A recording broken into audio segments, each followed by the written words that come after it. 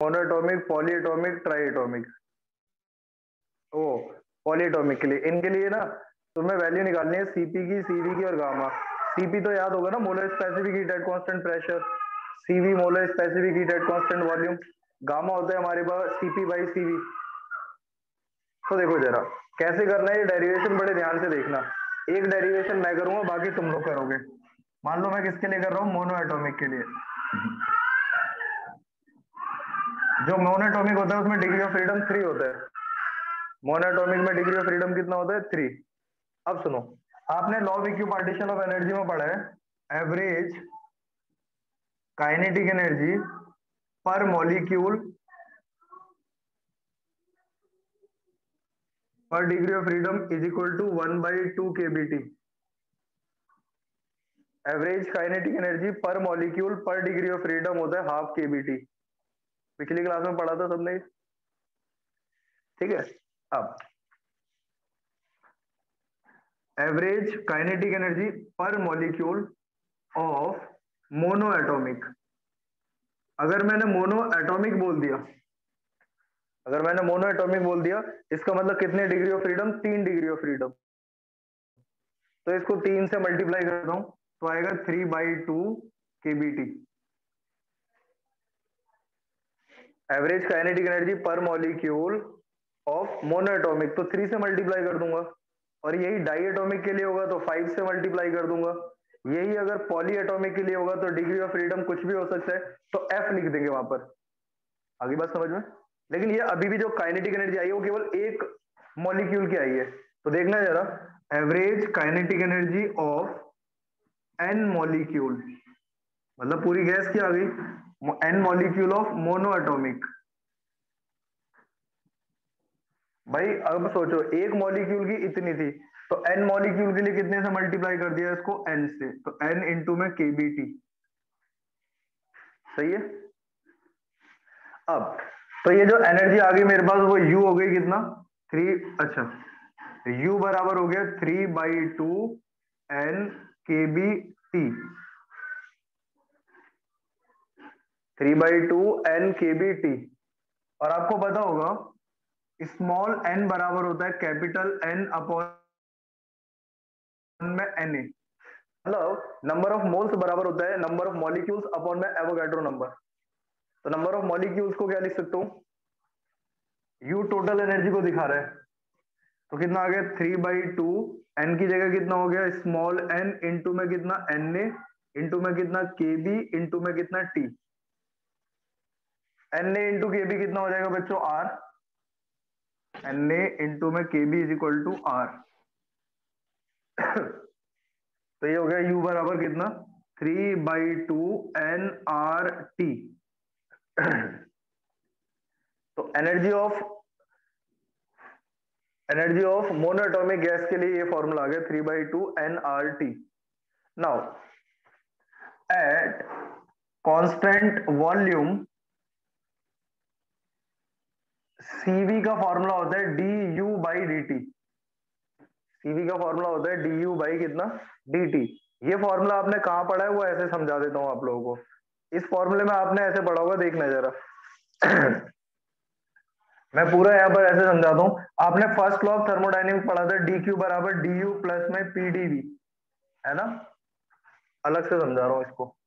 अब क्योंकि constant volume की बात कर रहे हो तो चेंज इन वॉल्यूम कितना हो जाएगा, 0। तो डी क्यू बराबर कितना आ जाएगा, डी यू।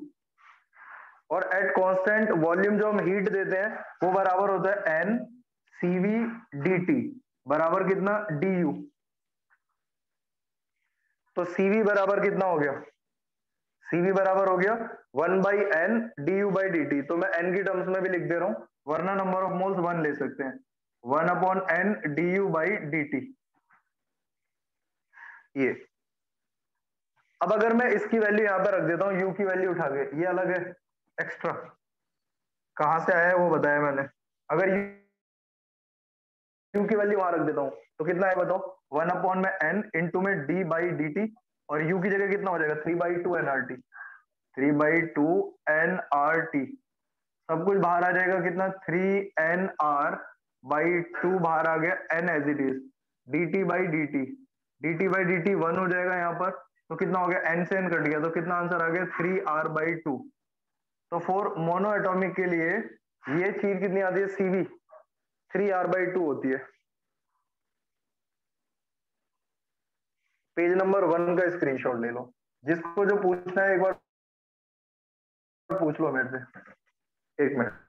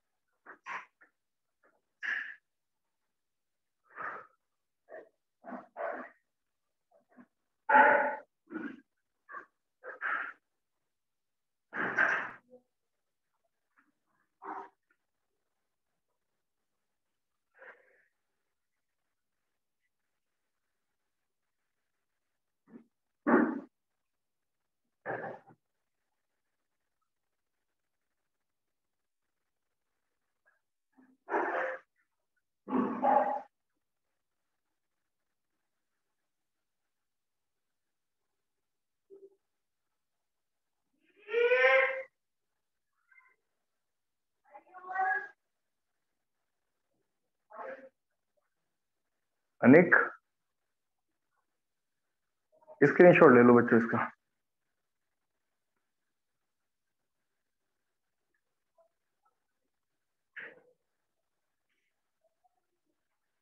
जल्दी बोलो भाई, तुम लोग बोल भी नहीं रहे यार, पता नहीं।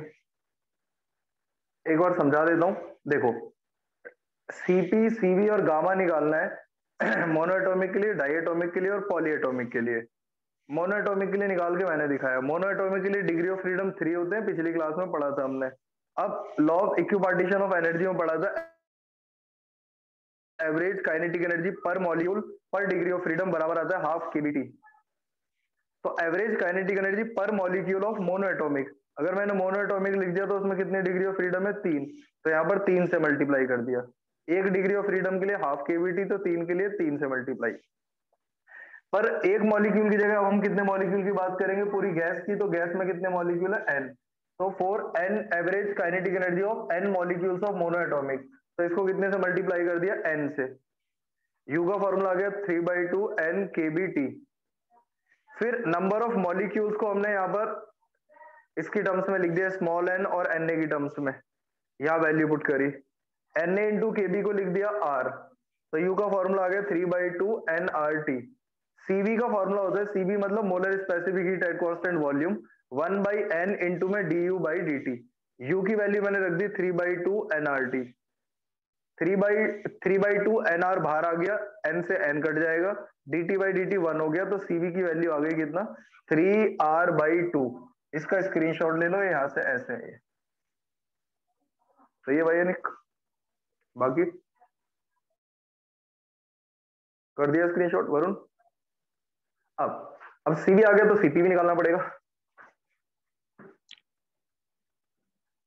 तो देखो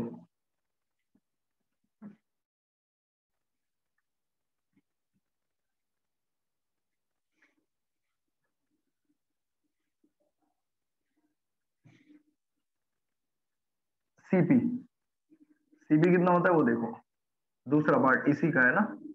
तो भाई CP minus CV is equal to R होता है, ये हमने पढ़ा हुआ है। तो सीपी बराबर कितना हो गया, R plus CV, R as it is.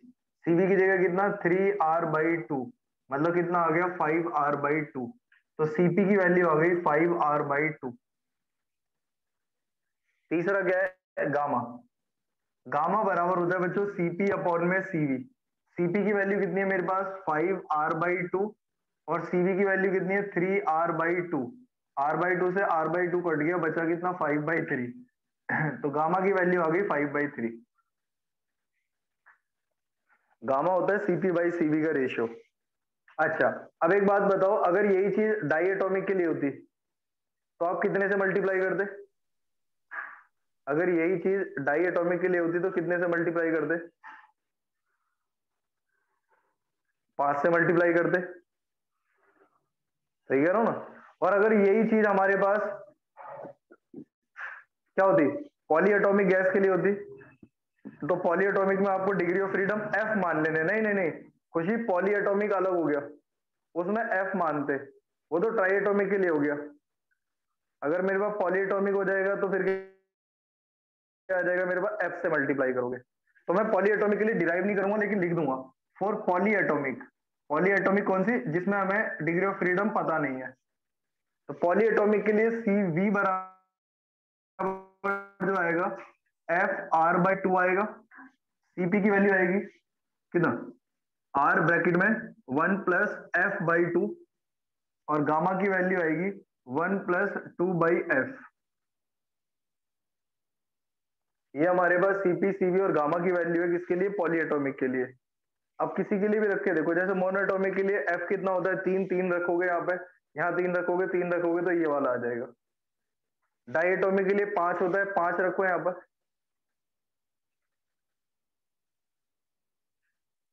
कैसे भी नहीं निकालना डिग्री ऑफ फ्रीडम, बस विशाल डिग्री ऑफ फ्रीडम कितना होता है वो याद रखना है।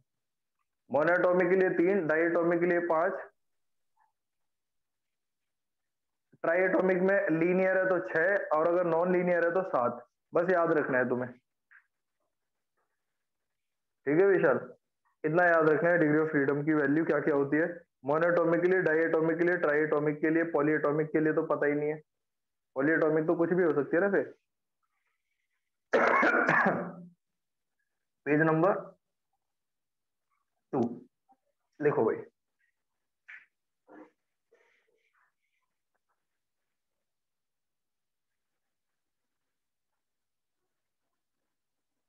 विशाल याद रखनी है उसकी वैल्यू भाई बस।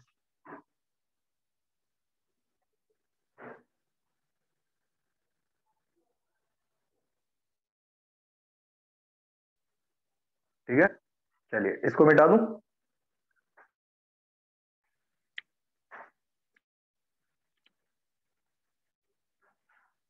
अब आ जाते हैं आगे।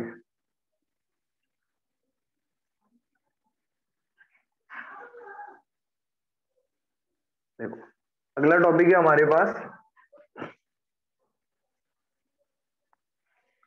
टॉपिक का नाम है mean free path. Mean free path. अब ये मीन फ्री पाथ क्या होता है, देखो इसको रिप्रेजेंट करते हैं लैम्डा से। अब आपको पता होगा कि अगर मेरे पास ये गैस के मॉलिक्यूल है, बहुत सारे होते हैं गैस के अंदर, एक दो मॉलिक्यूल तो होते नहीं है ना, रैंडमली इधर उधर होते हैं। मान लो कोई मॉलिक्यूल है, वो इससे टकराया, पहले इससे टकराने के बाद फिर इससे टकराया, तो यहां से यहां तक आने में ये कितना चला, λ1, ये इसका फ्री पाथ हो गया। फिर मान लो ये इससे टकराया, कितना चला, λ2। फिर ये मान लो मॉलिक्यूल इससे टकराया, कितना चला, λ3। फिर मान लो इससे टकराया, कितना चला, λn, ये चला। तो ये टकराने के बाद जब यहाँ टकराएगा इसको बोलते हैं सक्सेसिव कोलिजन। फिर यहाँ टकराएगा, successive collision, successive collision, successive collision. तो देखो मीन फ्री का पाथ क्या होता है, average of free path, average of free path of molecule of gas between two successive collision. Average of free path of molecule of gas between two successive collision. Gas के molecule के द्वारा successive collision में जो free path है, मतलब जो distance है, उसका जो एवरेज होता है उसको बोलते हैं मीन फ्री पाथ। किसी को पूछना है इसके बारे में तो बोलो, फिर मैं आगे बढ़ू।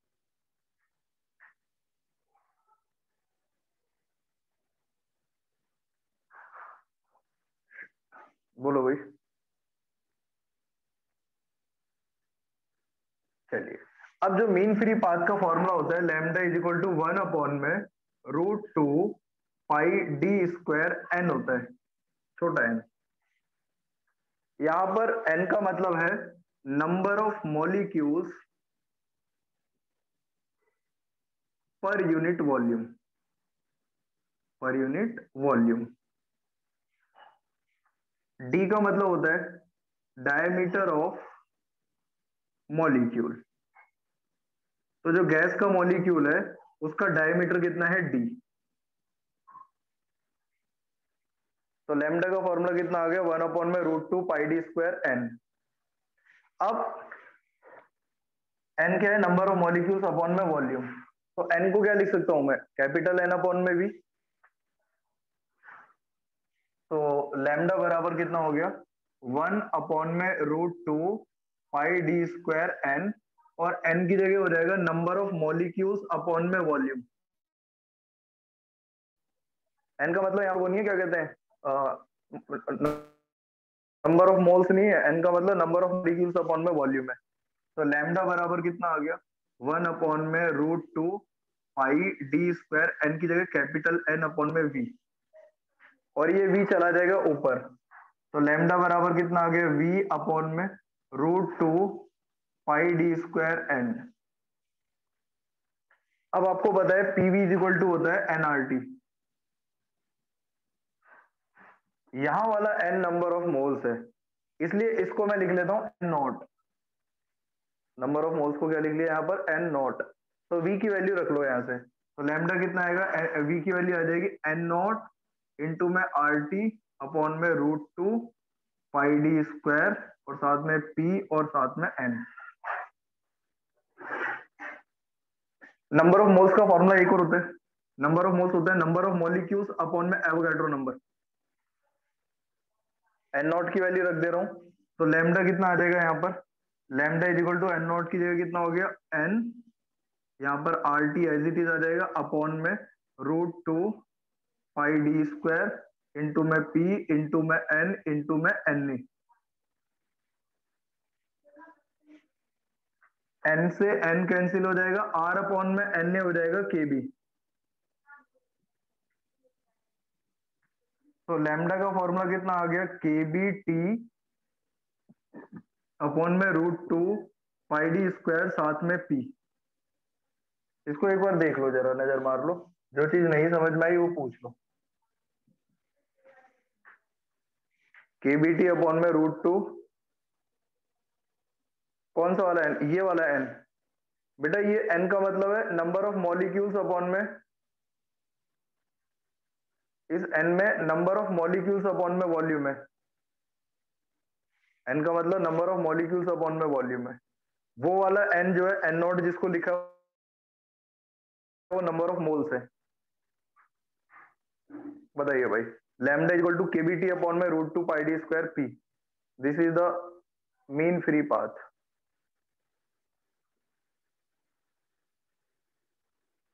बताओ भाई बाकी भी।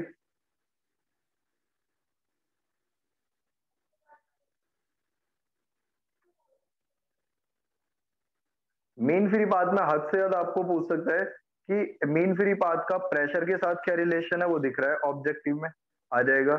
मीन फ्री पाथ का डी स्क्वायर से क्या रिलेशन है, या मीन फ्री पाथ का टेम्परेचर से क्या रिलेशन है।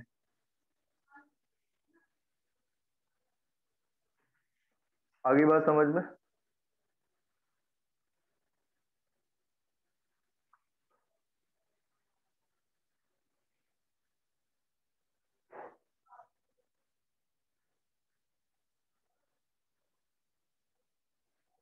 अब सुनो जरा, अब हम लोग स्टार्ट करेंगे चैप्टर नंबर 7, और चैप्टर नंबर 7 के लिए संडे को टाइमिंग कर लेते हैं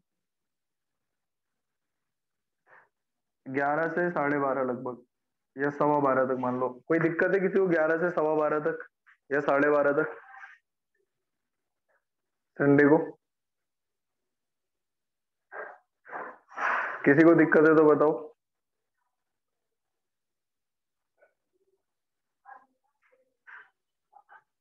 तो ऑलमोस्ट सारे फ्री है, तो संडे को 11 बजे क्लास होगी। अब चैप्टर कंप्लीट हो गया ये, आज वाली क्लास यहीं तक करूंगा। अगली क्लास में लेकिन हम लोग इसको पढ़ेंगे संडे को, नए चैप्टर।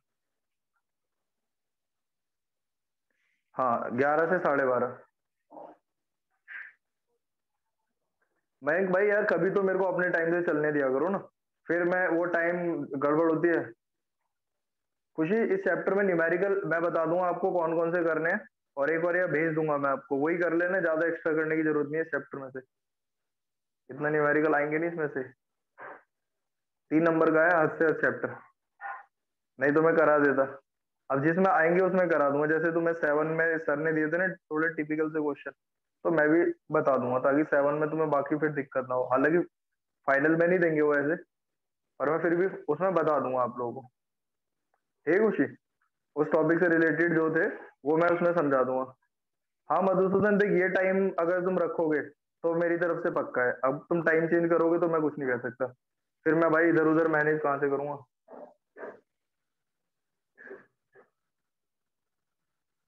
क्योंकि भाई फिर टाइम मैनेज नहीं हो पाता मेरे से।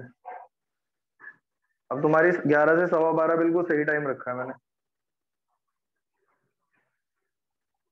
ठीक है, संडे को करते हैं क्लास, मिलो संडे को। शिवरात्रि। और मैं क्वेश्चन भेज दूंगा, मैं करा उसको कर लेना, आराम से हो जाएंगे। थोड़ी देर अभी क्लास लूंगा, उसके बाद भेज दूंगा ना। और फीस भेज दो बच्चों अपनी, है ना, तब मजा आएगा क्लास करने में।